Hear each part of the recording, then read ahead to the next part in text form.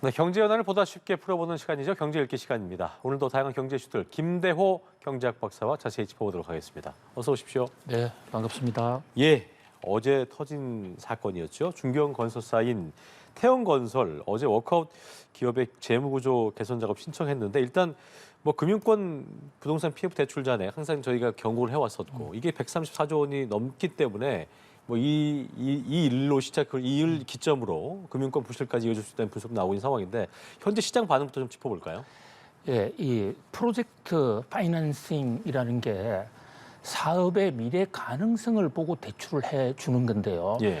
보통 대출하고 크게 다른 것은 일반적인 대출은 있는 물건, 그러니까 부동산, 건물, 땅 등을 담보로 해서 이제 돈을 빌려주는데 만약에 문제가 되면 그 땅을 담보권을 행사를 해서 회수하거나 경매에 넘기면 됩니다. 그런데 프로젝트 파이낸싱은 지금 있는 담보가 아니라 미래의 사업, 그러니까 대부분 부동산 개발, 그러니까 대규모 단지를 개발한다 이럴 때 아직까지 부동산이 건설은 되지 않았지 않습니까? 그러니까 사업성을 보는 거죠, 그렇죠? 그 사업의 미래 가능성을 보고 그렇죠. 하나의 이 가상의 프로젝트 파이낸싱 주체를 만들어 가지고 이제 돈을 빌려주는 것인데 예. 이게 대형 건설을 하는 데는 꼭 필요한 금융 제도이긴 해요. 그런데 만약에 그 사업이 제대로 안 됐다.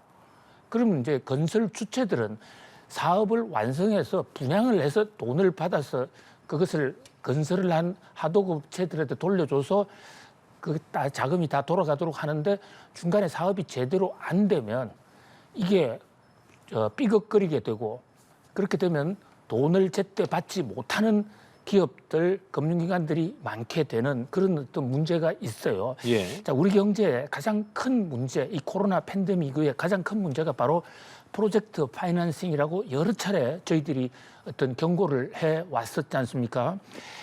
왜냐하면 갑자기 건설 경기가 악화되니까 그게 분양이 안 되고 또 분양이 안 될 것 같으니까 중간에 공사가 안 되는 과정에서 사실 여러 건설업체들이 이런 프로젝트 파이낸싱의 문제를 가지고 있었더랬습니다. 그렇죠.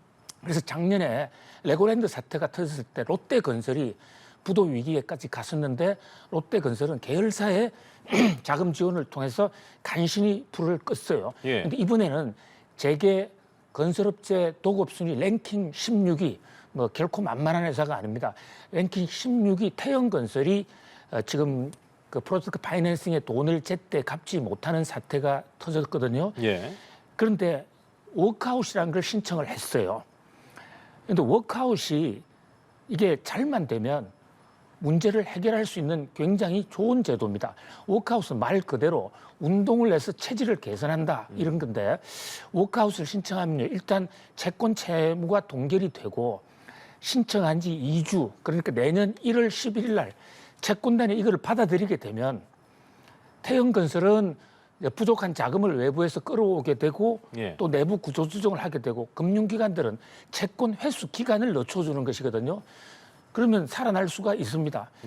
과연 내년 1월 11일 날 채권단들이 워크아웃을 받아줄 것인지 받아줬을 때 잘 살아날 것인지 또 그 파장이 다른 금융산업에는 없을 것인지 굉장히 지금 중요한 앞으로의 2주의 시간이 남아있다 이렇게 볼 수 있습니다. 자, 그런 면에서 그런 점에서 경제금융수장 4명이 모여서 시장 상황 점검을 했고요. 또 후속 조치들을 논의했는데 일단 뭐 내용을 좀 보면 정부가 85조 원 규모의 시장 안정 조치를 취하게 되고 또 필요할 경우에는 충분한 수준으로 확대하겠다는 방침을 일단 밝혔어요.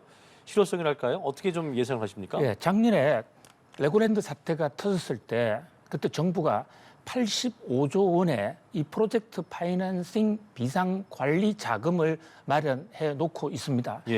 그래서 현재 태영건설의 현 상태에서의 어떤 자금을 갚지 못하는 금액은 한 3천억 정도, 그리고 내년 초에까지 돌아오는 것까지 다 포함해도 뭐 수조 원 정도거든요. 그러니까 현재 그 정부의 프로젝트 파이낸싱 관리 자금 범위 내에 있습니다.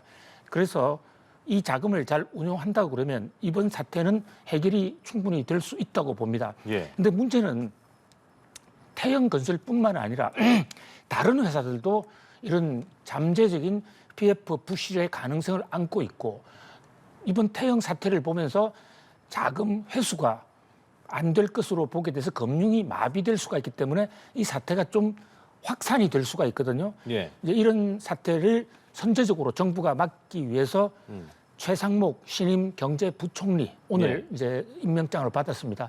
등을 중심으로 신속 어떤 이 장관 회의도 만들고 적극적으로 대처를 하기로 했는데요.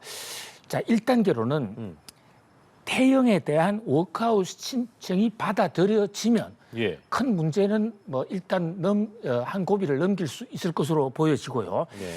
그러면 이제 워크아웃이 받아진 다음에 두 번째 관전 포인트는 태영이 현재 부족한 돈의 상당 부분을 태영 관련 회사들 이를테면 에버코트라든지 또는 블루원을 팔아서 그 자금을 조달할 수 있느냐. 현재 그렇게 계획을 밝히고 있습니다. 그게 2단계 조처고요. 예. 그리고 이제 3단계는 태영이 건설을 하다가 중도에 지금 마무리하지 못하는 성수동이라든지 여러 가지 이번에 문제가 된 부동산 개발 사업 이것을 다른 업체에 적절하고도 신속하게 떠넘겨서 다른 업체가 빨리 하도록 함으로써 그렇게 되면 사업이 정상적으로 추진이 되면 부도 규모가 줄어들거든요. 예. 이런 다각도의 지금 조처들이 필요한 것으로 보이는데 정부에서도 TF를 만들어서 이 PF 사건이 큰 금융 부실에 내관이 되지 않도록 하는데 지금 최선을 다하고 있는 이런 모습입니다. 금융회사들로 이어질 그 파장에 대해서 그러니까 은행 말고도 보험사, 또 증권사, 저축은행 같이 제2금융권도 대출을 했기 때문에 촉각을 기울이고 있는 상황인데 제2금융권의 태양건설 관련 위험 노출액을 보니까 그 규모가 1조 6천억 원 정도. 그러니까 업종 총자산 대비 규모는 크지 않고 영향이 제한적이라는 뭐 전망은 나왔는데요. 어떻게 해석을 해야 될까요? 그러니까 현재 지금 이 프로젝트 파이낸싱과 관련해서 가장 취약한 쪽이 정권사, 보험사, 새마을 예. 금고 등인데요. 태영건설 한 회사만 놓고 보면 이 회사에 빌려준 돈이 1조 9천억 원 정도 됩니다. 워크아웃을 하게 되면 이 중에서 일부는 못 돌려받지만 뭐 그렇다고 해서 전부 다 돌려받지 못하는 것이 아니라 대부분은 돌려받을 수가 있어요. 그래서 1조 9천억이라는 현재 제2금융권의 대출 금액만 놓고 볼 때는 이 사태가 제2금융권이 큰 피해를 보거나 그로 인해서 금융계가 흔들릴 가능성은 그렇게 높지가 않습니다. 다만 이번 사태로 경각심이 이루어져서 다른 건설업체의 PF 대출까지도 연쇄 부도에 이른다면 예. 그때는 이제 사태가 좀 더 확산될 수 있다. 그런 면에서 정부가 지금 선제적으로 이 태영 사태가 확산이 안 되도록 하는데 최선을 다할 것으로 보이고요. 그래서 앞으로 14일 동안 또는 그 워크아웃 들어가서 앞으로 한두 달 동안 이 체질 개선을 할 텐데 그렇죠? 예, 그 이 과정도 체질 만만치 않을 것 같습니다. 개선을 얼마나 신속하게 신속하게. 얼마나 또 그 과학적으로 잘하느냐가 문제인데 태영의 경우에는 계열사가 많이 있습니다. 그렇죠. 그래서 워크아웃 채권단과 다 협의가 돼서 그 부실 금액을 넘기게 되면 롯데가 지난해에 엄청난 위기를 맞고도 롯데는 수습을 했거든요. 예. 그런 면에서 뭐 수습할 수도 있다. 저는 그렇게 봅니다. 문제는 지금 다른 업체들 태영보다도 신용 규모가 훨씬 모자라고 다른 계열사도 없는 회사들 같은 경우에 이 프로젝트 파이낸싱이 제대로 관리가 안 돼서 만약에 그것이 눈덩이처럼 확산이 되는 여기에 지금 최대의 관전 포인트가 있는데요. 이 대목도 능력이 있으면서 태영 때문에 불안이 확산되지 않도록 그것을 차단하는 그 노력이 굉장히 중요할 것으로 보여집니다. 알겠습니다. 건설업계 PF 대출 무시 문제 이 문제가 내년도 부동산 시장에 어떤 영향을 미치게 될지도 저희가 관심을 갖고 지켜보도록 하겠습니다. 자, 이슈를 좀 옮겨보죠. 올 한해 연간 소비자 물가 상승률이 3.6% 나왔는데 저희 앞서도 보도해드렸는데 2년 연속 3% 넘는 고물가를 기록했습니다. 특히나 중요한 것은 체감 물가에 가장 가까운 올해 생활 물가 지수는 거의 4%에 가까운 3.9% 상승을 했는데요. 체감이 많이 됐다고 봐야겠죠? 그렇습니다. 물가 지표도 여러 가지가 있는데 체감 물가라는 것은 특히 중산층 서민들이 직접 일상생활에서 집행을 많이 하는 품목들을 대상으로 한 것이거든요. 예. 그 대표적인 것이 음식료, 또는 무슨 신선식품 이런 것들인데 현재 정부 발표에 보면 이제 올해로 사실 2023년도 영업일 기준으로 한 해가 마무리됩니다. 네. 근데 전체 소비자 물가는 3.6% 올랐습니다. 그런데 체감 물가는 3.9%로 CPI 물가보다 더 올랐다는 거죠. 예. 그만큼 서민들, 중산층들의 피해가 더 컸다.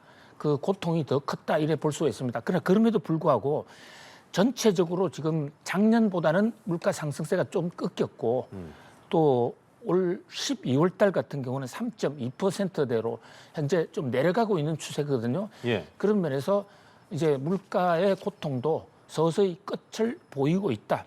다만 현재 우리 물가 3.6%는 예. 미국보다는 더 높은 것이에요. 그렇죠. 미국은 금리 인하로 바로 지금 갈 수도 있다 이런 얘기가 나오는데 그런 관점에서 볼 때 우리는 미국보다도 금리 인상이 속도가 좀 금리 인하의 시작 속도가 좀 늦어질 수 있다. 네. 그런 문제하고 그다음에 우리는 전기, 가스, 수도요금 공공요금 높아요. 예, 많이 공공요금이 올랐어요. 예. 높고 그 상승분을 아직까지 실제 가격에 반영을 안 한 게 많습니다. 그렇군요. 그런 면에서 내년 상반기도 물가가 한꺼번에 빨리 완전히 잡혀지지는 않을 것이다. 그래서 함께 물가 억제할 수 있는 그런 억제하는 노력이 필요한 것으로 보여집니다. 자, 끝으로 내년 물가에 좀 어떤 영향을 미치게 될 짚어봐야 될 변수가 있을 것 같아요. 끝으로 짚어보도록 하겠습니다. 예. 예, 가장 큰 변수는 역시 에너지 가격입니다.